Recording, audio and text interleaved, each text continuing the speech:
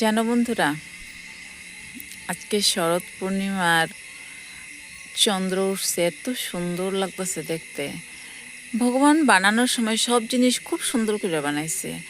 সকালটারও একটা আলাদা সৌন্দর্য, দুপুরেরও একটা আলাদা সৌন্দর্য, রাত্রেরও একটা আলাদা সৌন্দর্য।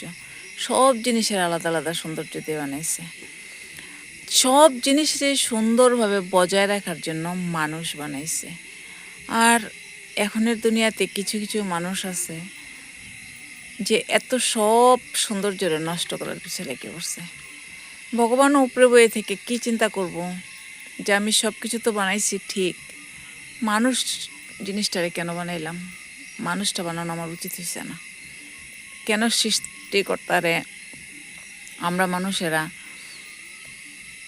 কোয়েশ্চেন মার্কে বয়াই দিছি দেখি।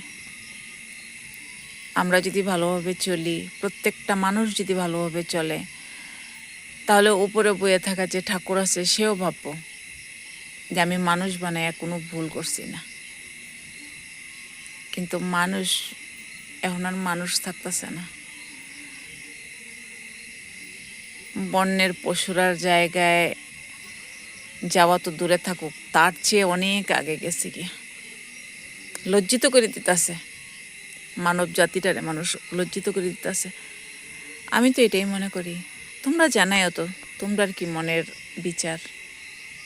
Good night.